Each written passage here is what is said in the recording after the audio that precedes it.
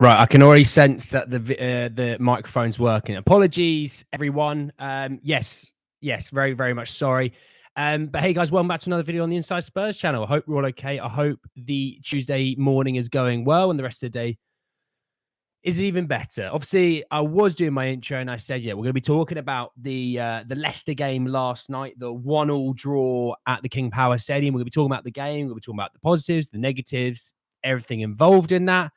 We'll be talking about the report surrounding interest in a new keeper. Also, on top of that, there was ironically additions to that whilst I was waiting for the new video to be ready to go.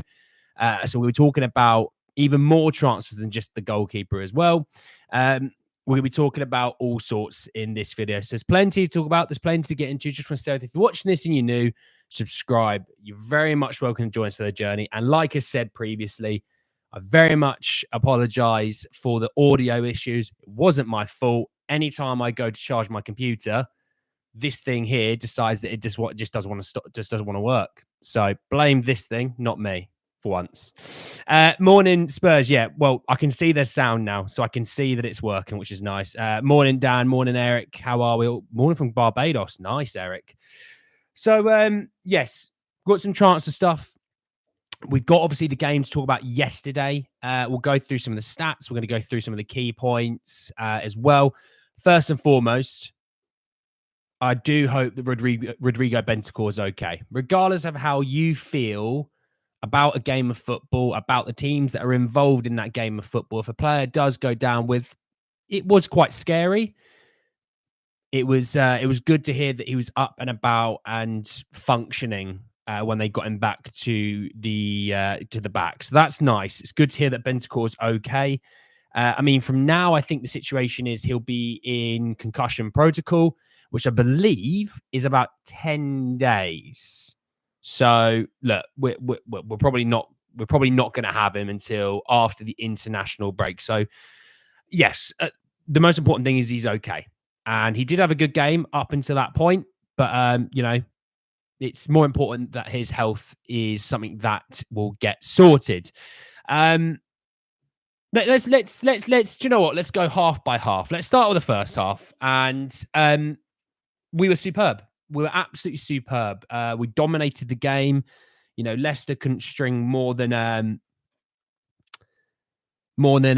couple of passes together. Defensively solid, attacking wise. Maddison looked very, very lively. I thought Maddison was very good yesterday. I thought we pressed very, very well. Probably best. It's probably the best we've pressed in a long time, actually. You know, that came from the front. You know, Solanke, Johnson, and Son all pressed very, very well. That was one thing actually I noticed about Johnson in the first half. I mean, I think he made more tackles than everyone else, but you know, actually getting stuck in, tracking back better than he probably normally does. So that was a nice sign. In the midfield, I thought the midfield three were very, very good. I thought Sarr's energy was on show.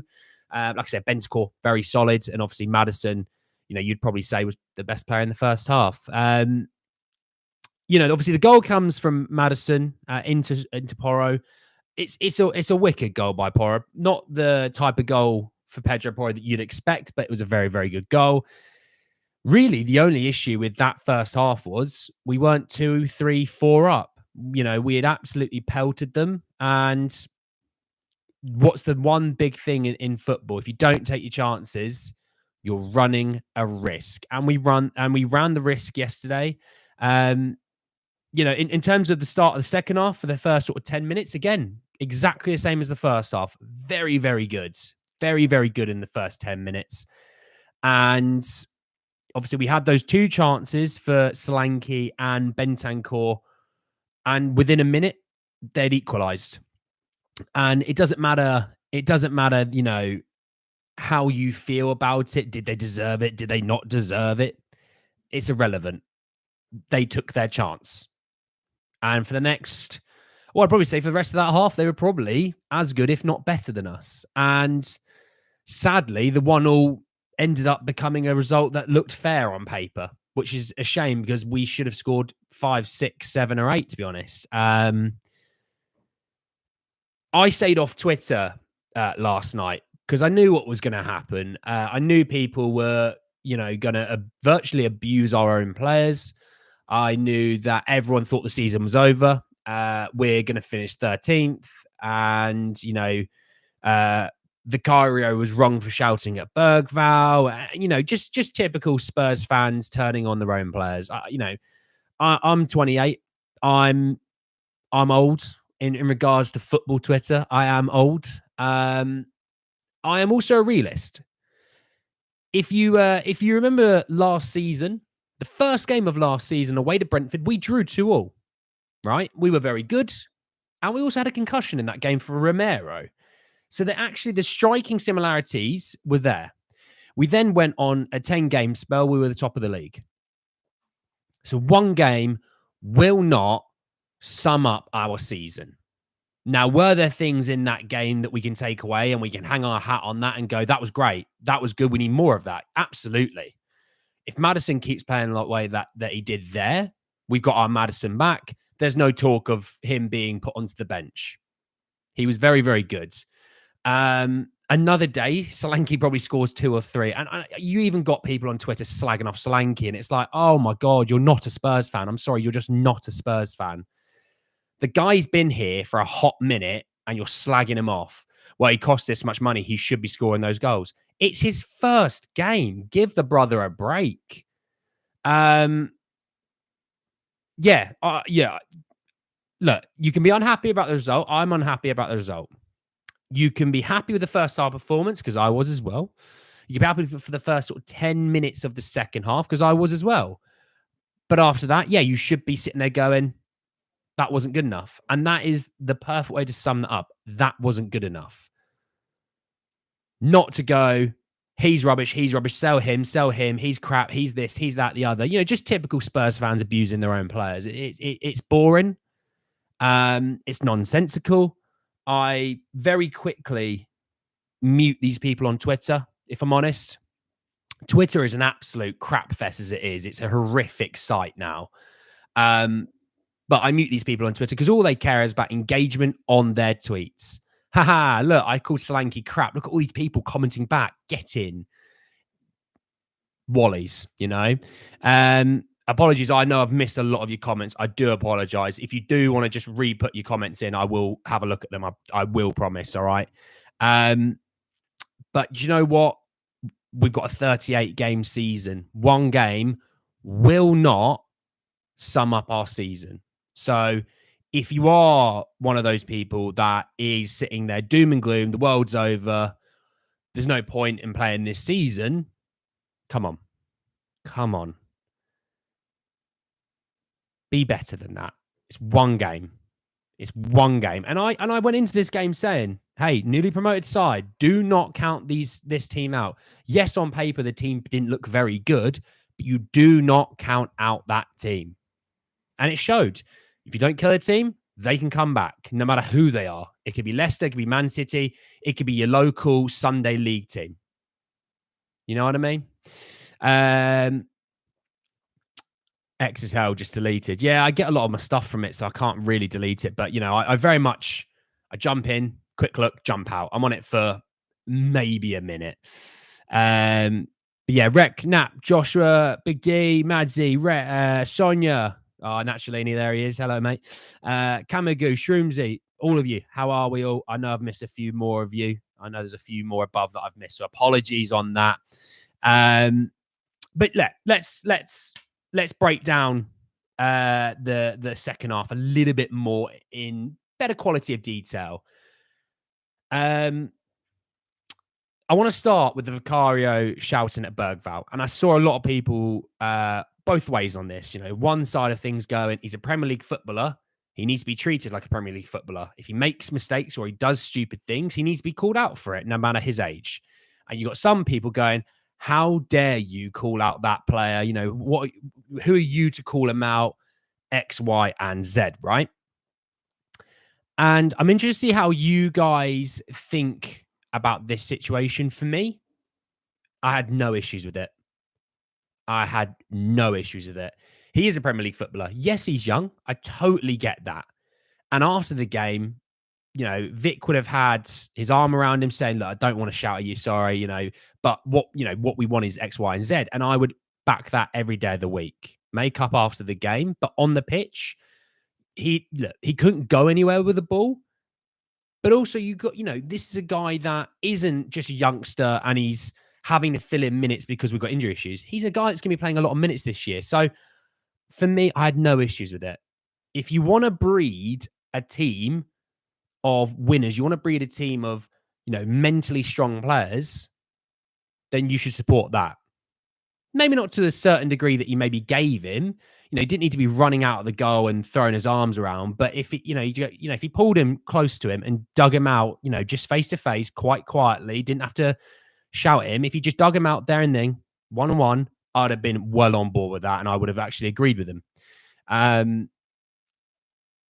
But I want to bring something else in a minute. But you think Vic will the Bergvall will help him? Benscore can't catch break. It's that stadium. The King Power Stadium is absolutely haunted for him. Vicario needs to be shouting up Porro more often. Well, I'm going to talk about the defensive situation in a second, so I'm going to come to it in a minute. Don't worry. I love that Vicario screamed at him. Shows that he expects better of him. Yeah, that's it, because he knows how good he is. He just wants him to show it, and I get that. And Vic would have spoken to him privately, and that for me, that's how you do it. I don't care about Vic having to come out on Instagram or Twitter saying stuff, Looking at it, yeah, I think we all sort of agree, but he could have handled it better. I think that's the way we're all going to sum up, But it didn't affect Bergvall, still did his thing after that. But hey, we'll see. It's great for his development. I think it's one of those games that shows how marginal football is. Agreed. Can't be around him though. He was outnumbered when Porro was injured and can't provide support. Yeah, the one thing look, I will say this. I love Porro, and obviously I know that he, wants to show that I'll play through injury, I'll play this, I'll play that. But when we wasted 5 or 6 minutes on him, seeing if he could, get past this limp, Spence should have been on early doors, because it would have given us an extra few minutes to get Spence up to speed. But also, down that right, they were just like, well, we'll just double up on Werner because Porro can't do anything. We'll just double up on Werner. So therefore, it just negated anything that went down the right-hand side. And also, I realized is we had so much possession going down that right-hand side that when we had a great attack that flashed across the pitch and it went to Son, his first touch was so awful because he hadn't touched the ball in minutes. And that's one thing you got to be ready. You got to be ready. And Sonny had to be better there. And Sonny's first touch was, I'll be frank, it wasn't good enough, But let's talk about their goal. Now, I have a bone to pick with 3 players. Romero, Porro, and Sarr. Now, I will actually start with the one that I had the most issues with, which is Romero. And you know me, love Romero. I think he's brilliant. He's world-class. I love it. But he comes charging out to try and deal with a cross that Porro's already there for, so he doesn't need to be doing that. Stay in the box. Then when he gets into the box, he then goes and marks the guy that Sarr's right next to, leaving the guy at the back post completely free, who Porro has just defended across. So I'm not going to screw Porro on that, because he's done his defensive duty trying to get to a cross. Romero should be sort of, Sarr, get goal, so I'm picking up the guy at the back post even. But he didn't, and we left a wide open guy. And it's one of those times where you're not alert, you're not using your communication. And I saw that actually yesterday. Like, Destiny and Vicario, no communication. And I even said, well, there's no language barrier. You both speak the same language. There shouldn't be any issues there. I thought Mickey and Kuti at times actually had some issues. There was times where they both sort of drifted over and there was gaps. And tell you what, can I just say this? No 6 on God's green earth would have fixed some of those mistakes yesterday. And it was purely our centre halves losing their heads at times. Rodri wouldn't have fixed anything. All right. So when people go, we need a 6, well, I'll tell you what, a 6 wouldn't have fixed a lot of those issues yesterday, because you got people flying into tackles when they didn't need to be doing, and no manager can even fix those. That's just from you as a player being better, And that's a concern. That for me was a concern. And I think maybe that's just the anxiety of it's your first game of the season. You're eager to impress. You're eager to do a lot of things. But you know what I mean? You got to be better. You've got to be better. But that was the goal. Obviously, there was a mistake there. I also do partially think Destiny's not had many minutes. That's his first lump of minutes, really, in months. I know he had 45 minutes against Bayern, but that's not a lot, really. Let's be honest. The guy's still not near fit. That's Mickey's first big lump of minutes in quite a long time as well. You got to think when he was at the Euros, he didn't play all that much. Romero, obviously, he's had a few weeks off. Is there some sharpness that he's missing? Maybe. No excuses for Porro, obviously, but I don't put the first goal really massively down to Porro. Yes, maybe he could have charged into the back post, but again, if he's having to block a cross, I'm not going to crucify him for the ball going past into the box and then them scoring, you know. But yes, in terms of now, I was thinking I was watching the game yesterday with the guy that's going to be coming onto the channel. Maybe this week, if not next week. And I sort of said before, probably actually at half time, I said this. I said, will Bissouma even come back for the next game? Will Ange want to make a point of Bissouma that he misses maybe all the games until the international break? And it was a discussion, and we thought, well, it's potential. I don't think he will, but it's potential. It won't be a potential now. That guy will be back in the squad 100%, with obviously Bentancur going down. Bissouma will be back in the squad for the weekends. Obviously, you still got Gray and Bergvall and all these players, but yeah, you know, we need to be having Bissouma back in that squad. But yeah, do you know what? There was a lot of positives in my eyes. There was a lot of positives. Martin, I've seen your Udogie comment. Just remember, if I asked you, I'm going to give you a massive quad surgery, and then I need you to come back and guard potentially Leicester's best winger, who's quick and tricky, and you've got no real match fitness or sharpness. Will you be happy to do that? Context for that one, Martin. Sorry, mate. I'm not digging you out, Martin. I'm just replying to your Udogie tweet. But it's his first game back. I thought, for the most part, he was very good for what I expected. If you expected Destiny from like start of the season form, then that's never going to happen. Give him a few games to get up to speed. He'll be better against Everton just for that alone. But I think the back four will be better going forward once they have time to actually spend together again. But for me, I think the big thing actually wasn't the midfield defensively. For me, it was actually the midfield not getting on the ball. As soon as they scored, it was like watching Pierre Højbjerg trying to take the ball off the back four. They didn't want it. And as much as people give Bissouma a lot of stick, he would have gone for the ball. Now, what would have happened? We don't know, but he would have at least tried. He would have shown for the ball. And that's something that Bentancur, as soon as the goal went in, I was watching, he wasn't getting on the ball. And when he was getting on the ball and he was trying things, Sarr was better. Maddison was better. That 6, not defensively, that 6 offensively is crucial. And look, Ange has always said, we're there to score goals. And if Spurs had gone into halftime at 2-0, the game's over. Genuinely. Second half, he lost the battle against their winger. Again, not fit though, Rek. You know, I'm gonna be fair about that. He's not fit. It's a tricky winger. It's an explosive winger. It's a quick winger. I'm not going to crucify him for it.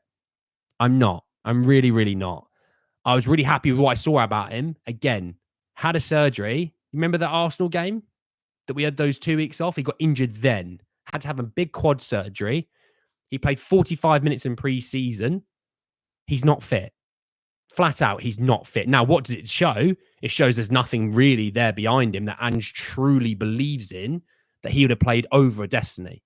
That's my issue with the situation. Alois Boswell last year, he's average at best. Well, Martin, if you think Udogie's average at best, then there's no good left back in the Premier League, because he was the best player in the Premier League at left back last season. If anyone says Vicario, that means they watched for the last 3 months, because the guy wasn't even a starter when it was Nathan Ake for the first 6 months. And I wouldn't have any other left back ahead of him. I'm disappointed in Johnson. I want to stick up for him, but I noticed yesterday he wasn't pressing nearly enough. You did know that Johnson had more tackles than anyone else in the first half. Come on. You could say that he didn't play well enough when, offensively, but you can't complain about Johnson pressing and winning the ball and everything like that. I might do that rec in the future. It's quite hard to actually get that together because you have to get them all on a website. And then I wouldn't be able to live stream it. I'd have to get it, edit it, and it's quite hard to then link up people. It'd have to be one of those I think we'd have to develop on. Yeah, do you know what? In the first half, Leicester lost pretty much all 50-50. Second half, they won a couple. Look what happened,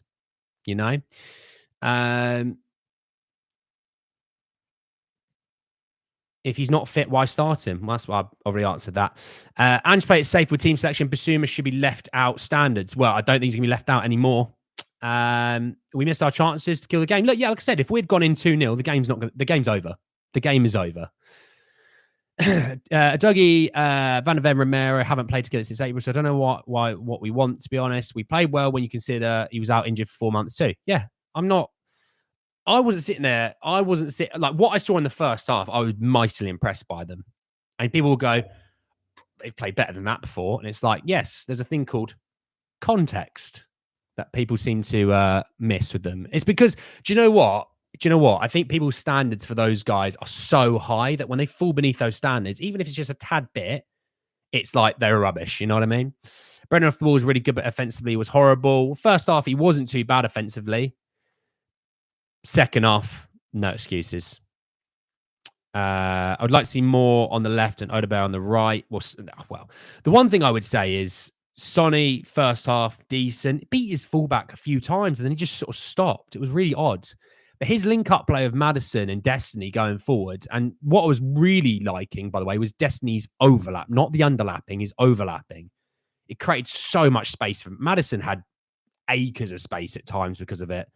Look what happens. He picked out the pass a cross for Porro, and they scored. We could have scored a few more if it wasn't, if it was another day, it would have gone at halftime 4 or 5-0 up. It's one of those things, I feel like Odegaard will add a lot. Yeah, I think he will. And me see how Odegaard will do versus Everton. It's a game where we need a direct winger. Well, let's hope his work permit gets sorted.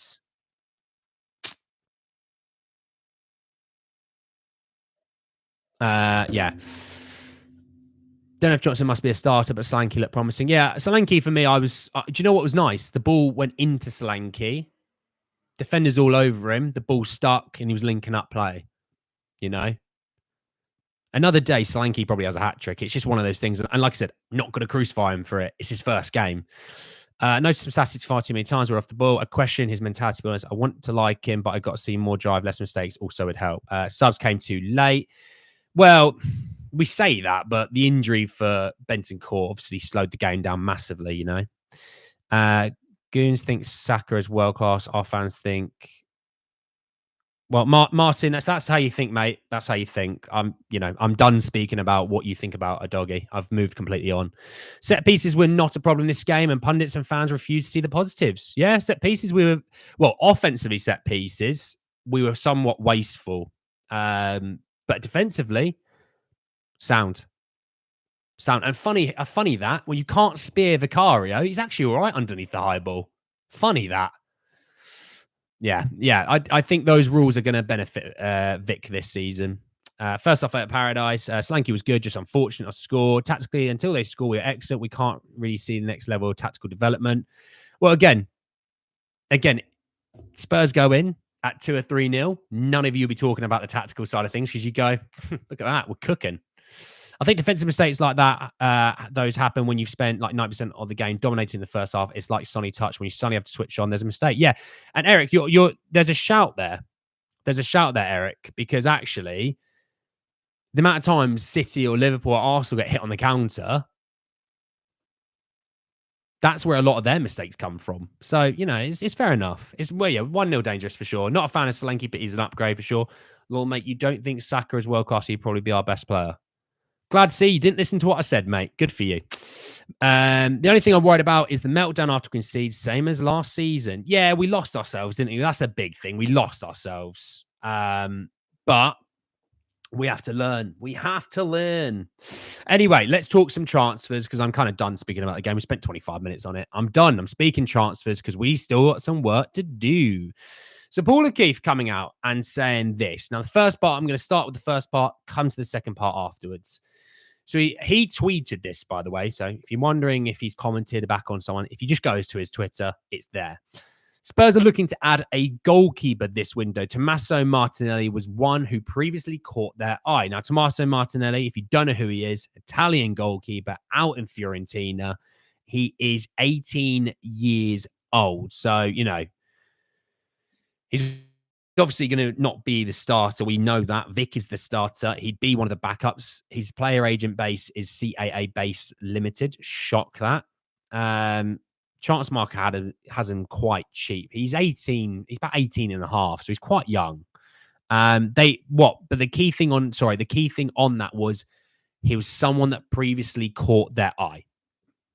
You know? Previously caught their eye. Now, I don't think, right, going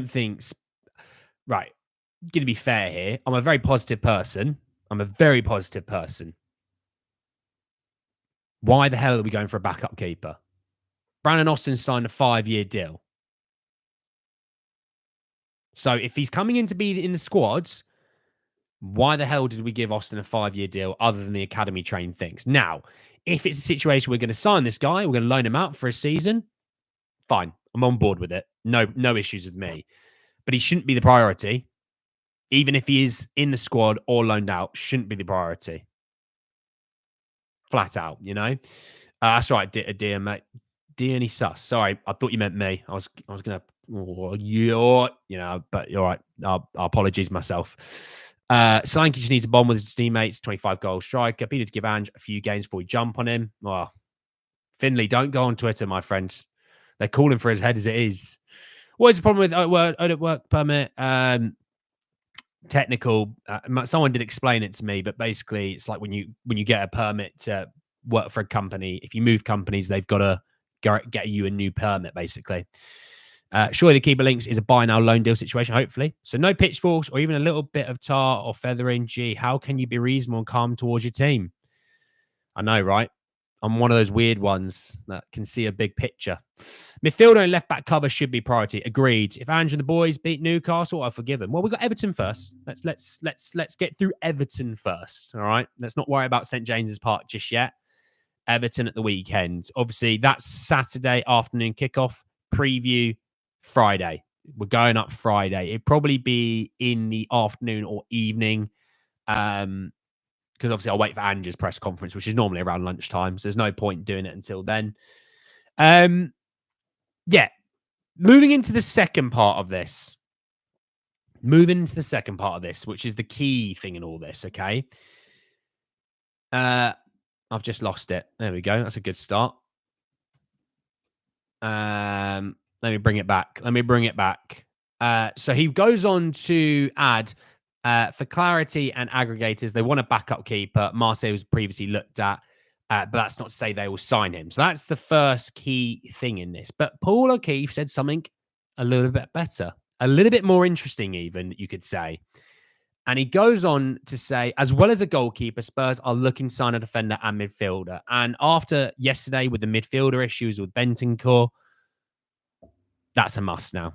That is a must now. The defender side of things, I really don't know what they are wanting to do. Is it going to be a left centre back who can play left back? Is it just a left back? Is it a left centre back? I don't know. But they really need a midfielder and a defender. They really, really do.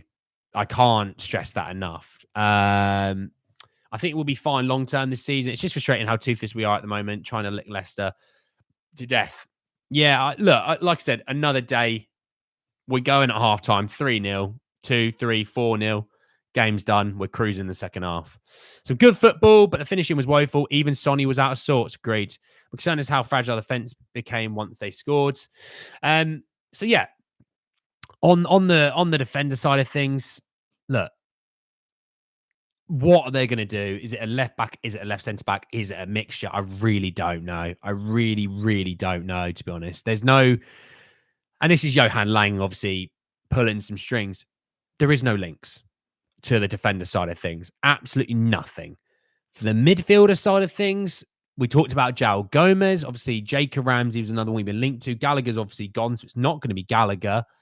So who will it be in midfield that's another great question. I'm going to sit here and pray that whoever it is, we aren't waiting until August 29th. You know, I'm hoping that these moves that we're going to make, we make them quickly. It'd be nice to see if someone could join us before the Everton game. But hell, you've got a Newcastle away game coming up in about 10 days' time, give or take. I don't know exactly, but it's around that time frame. You're going to need them in for that, because what I watched from Newcastle at the weekend with 10 men was what you'd expect from Newcastle at St. James's Park. With Everton, obviously, they got absolutely thumped by Brighton at home. Will they want to be bouncing back? And Everton gave us 2 games last season where they caused us issues. Will they be looking to bounce back? You know? Shocked how we haven't moved from Mosa on a free, especially with the CAA link. True. I heard that Slanky's hungry for hat-trick next week. I hope so. I'm going to captain him in fantasy football. Johan Lang is cooking. João Gomez was apparently in London with family yesterday. Oh, well, hopefully he had a good day out. What do I expect this season? I'm not changing. Top 4. Top 4 is what I'm thinking for this season. Could we blame on a lack of sharpness? In my opinion, football was great. Sharpness got the better than them in the latter part. Yeah, I think fitness and sharpness is a fair thing to say. When you're solid, confident on the ball and under pressure, 6'8", in my opinion, someone who can slot in defense on a counter attack. Well, I'd be interested to know who you think that would be. But look, there's plenty still to be happening this week. I'm hoping we can talk some really good transfer news this week. Because, good Lord, do we need it? Yes, we do. Giving you a heads up for the week ahead. Obviously, like I said, the preview will come out on Friday for the Everton game. Hopefully, I'll get my friend on to join me. Hopefully. If not, maybe for the review. The idea, he will join me for previews and or reviews. The rest of the time when it's transfers will just be me. All right? I'm looking to also, this season, collab with people that are on from, they support different teams. I think the idea that they can tell you, oh, I tell you what, this guy's really good. Look out for this guy. Where we might cause you issues are X, Y, and Z, especially when we play in the cups where we're going to be playing against teams that maybe aren't as well known as other teams. I'm going to be looking to do that. So if you do know solid content creators, not Spurs content creators, not interested in them, of other teams that we're going to play this season, drop us a DM on Twitter, drop us a DM on Instagram with their account link so I can have a look at them, see what I think. Doesn't mean I will, doesn't mean I won't, but just so I can watch them, because I want good quality people on there. And yeah, we'll definitely do some pods with that. Got some stuff lined up for 1 or 2 teams, but I need some for the rest of them. So let me know on that as well. If the boys can copy their first half performance against the rest of the league, I would say that we're progressing forward. Well, that'll be lovely, but we'll have to see on that. Hey, Marshall, how are you, mate?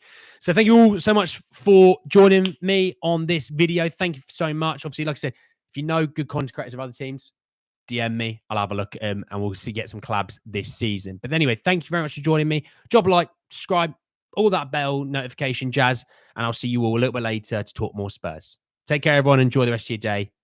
Peace.